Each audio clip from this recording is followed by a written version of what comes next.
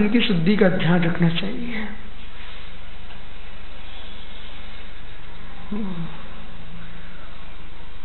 समय पे विषय बोला जाता है विवेकी,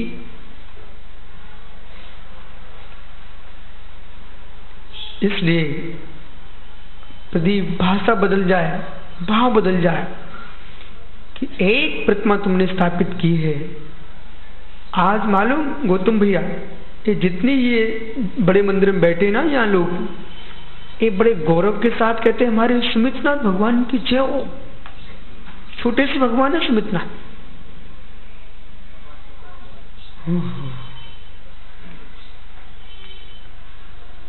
आप लोग जैन हो, छोटे से भगवान सुमितनाथ। मैं मूर्ति की अवगाहना की दृष्टि से बोल रहा हूं। हे ज्ञानी, उस छोटी सी प्रतिमा पर तुमको इतना गौरव होता है, और जिसने विशाल विशाल जलबिंब स्थापित किए। जाओ तुम चंदेरी, ओ क्या थोवन जी, मंदिर दिखते छोटे से, नीचे देखो भगवान, ओ विशाल प्रतिमा। बात जीवन में ध्यान रखना, जब भी कोई नया काम करोगे वो श्रेष्ठ, तो वर्तमान में उतना यश नहीं मिलता। जब तुम चले जाओगे तब यही दीपक लोग कहेंगे, एक जीव इतने विशाल चंदापुर तो दे के चला गया। बेटा बेटी कोई का नाम नहीं लेते। आप ही से पूछ लेता हूं, यानी तू अपनी देवी का नाम कितनी बार लेता है, और अपने पिताजी का? देखो,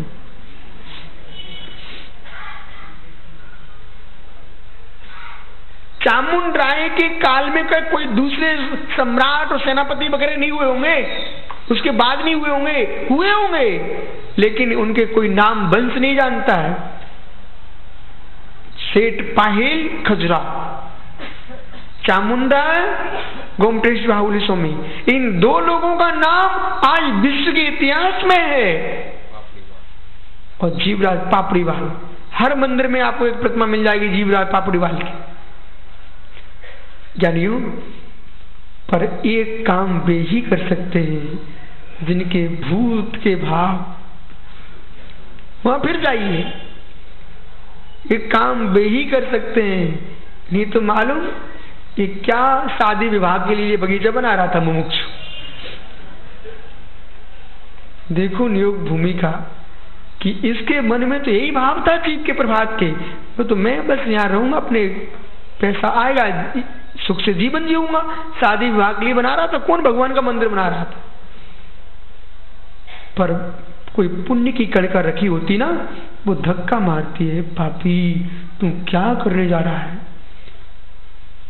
कितने जीवों को यहां तू फंसवाएगा। अरे 7 फेरे लगा करके तू 7 में नग ले जाएगा। चलो 7 फेरे गजरथ के तलवार, अष्टम अवस्था की प्राप्ति के लिए। जिस भूमि पर 7 फेरे शादियों के पड़ने वाले थे, उस भूमि पर 7 फेरे गजरथ के चले गए। स्वप्न मत सोचना शादी मादी की बात। सुनो ध्यान से, कुछ तो है दिनवाणी में, आप लोग मानते हो? कुछ तो है, यानी कुछ नहीं सब कुछ है। इसलिए प्रवचन कभी नहीं छोड़ना है। कठोर से कठोर तुम्हारे उल्टे निर्णय सीधे हो जाते प्रवचन सुनते ही।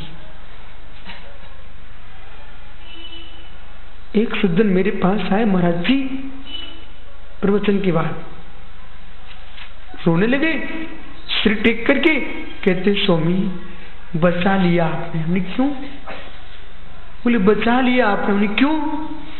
बोले पता नहीं क्यों मैं आ गया प्रवचन सुनने।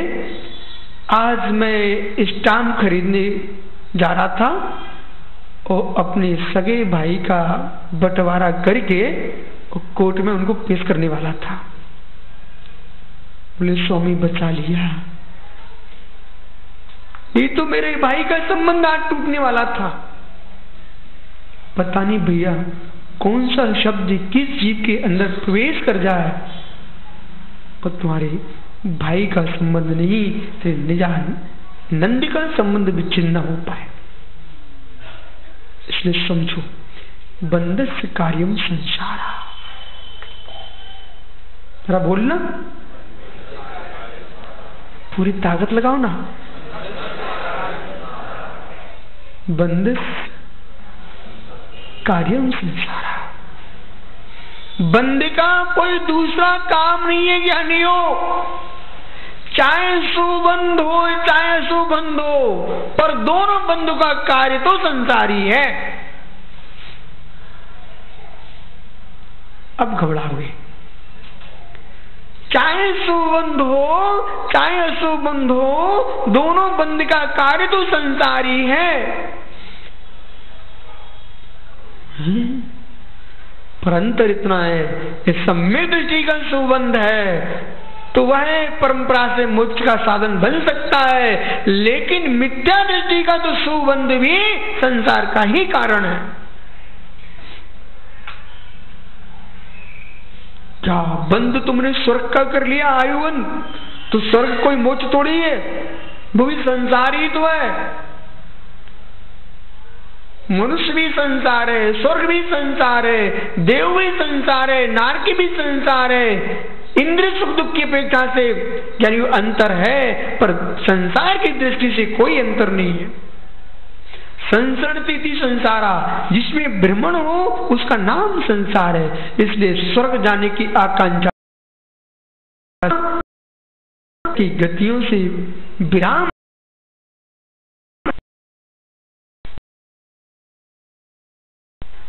बुद्धि जब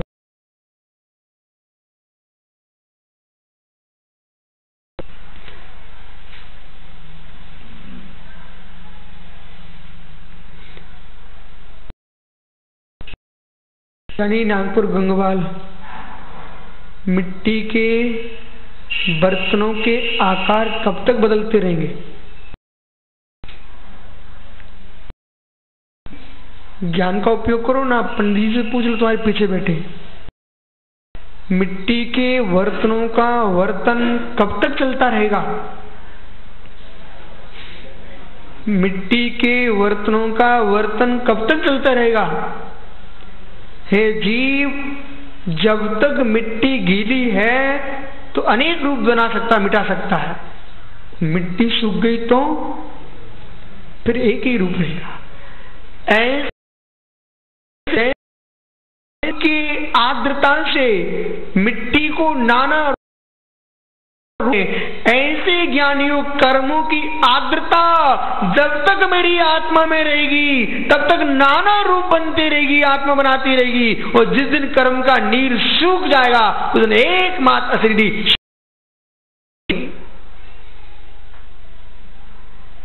संसरणति संसार, संसरण बंधस्य कार्य, छोटा सा सूत्र दे दिया। संसार मोक्ष नहीं है, बंद का कार्य, बंद का कार्य। पहले देखना, ये पहले मोक्ष का वर्णन नहीं कर रहे हैं, ये संसार का वर्णन कर रहे हैं, संसार के कारणों का वर्णन कर रहे हैं। जब संसार और संसार के कारणों से तुम विभल हो जाओगे, फिर स्वयं प्रश्न करोगे इससे छूटू कैसे, फिर कहेंगे ध्यान करो। बंदिश कारणम, बंदिश कार्य संसार, बंद का कार्य याद हो गया। बंधस्य कार्य संसार, बंध का कार्य तो संसार। बंध का कारण क्या है? बंध का कारण क्या है? तो देख, बेटे की मां से घर जाके बोल देना, मेरे मित्र सुन, बंधुओं बंधु बंधुओं बंधुओं बंधु बोलिए पुनः, बंधु हे बंधु, तू ही बंध का मूल है। बंधु ही ना, इसे बंध के मूल हैं। जितने रिश्ते ना बंधु,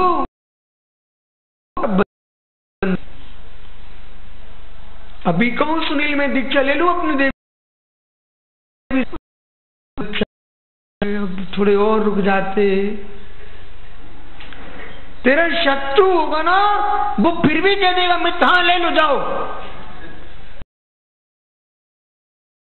कि पक्का शत्रु।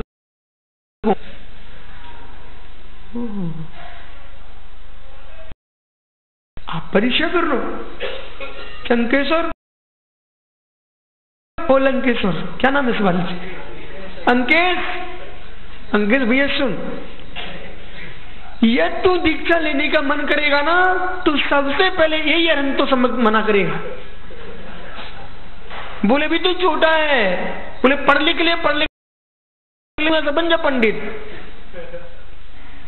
कम से कम पड़ोसी होगा ना, वो तो कह भी देगा अंकेश ले लो, कब भावों का पता नहीं चलता है, पढ़ाई तो संग में हो जाती है। तुम 17 साल के हो गए ना? हाँ, लेट हो गया और ज्यादा। मैं तो संग में ही आ गया था, मेरी तो चल। मैं पटा नहीं रहा हूं भाई, तू चिंता मत कर, नहीं तो तेरे पिताजी से महाराज पटा रहे हैं। ऐसे पटता कौन है? मैं पटा के तुझे ले भी जाऊंगा तो तू मेरे सिर पे बैठेगा। बोले मुझे कौन बेरा के था, आप पटा के लाए हो। अपन उपद्रव नहीं करते, पर बता कि जब भी मना करेगा सबसे पहले अरहंत तो सम्यक करेगा। क्यों? बोले भैया है ना, बोले भैया भी तू अभी पढ़ लिख ले। माँ मना करेगी, पिता मना करेगा, धूपचंद छावड़ा फिर भी तिलक लगा देगा कि जाओ मेरे दुर्ग का नाम होगा। मतलब नहीं है, वो तेरा हित सोचेगा। और जो मामा चिल्लाती थी बेटा बेटा कहती, तेरे लिए अहित सोच रही है। बुरा तो नहीं लग रहा आप लोगों को? बंधो बंध मूलस्या, ये बंधु है ना, ये बंध के मूल हैं। आज समझ में नहीं आया तो अगली भय में समझ लेना, लेकिन सत्य तो यही है, आगम झूठा होता नहीं। संसार स दुख प्रदोंग, संसार है इतने दुख होते। अब मालूम दिनेश भैया, वो सुभाष बाकलीवाल कहता है, बोले महाराज जी पिताजी कितने धर्मात्मा थे, अब मुझे उनकी मित्र दुख में होने की जरूरत नहीं है। संसार में आकर के और संसार में दुख न हो तो संसार झूठा नहीं हो जाएगा।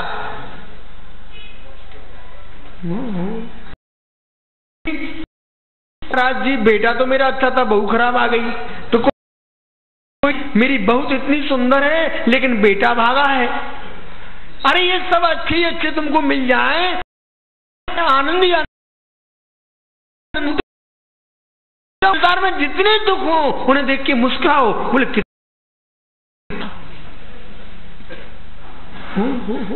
मालूम विदय, माना कि दो धर्मात्मा आपस में लड़ने लग जाए तो प्रदीप तो कहेगा भैया अपन तो धर्म से अब दूर रहेंगे, घर में अच्छे।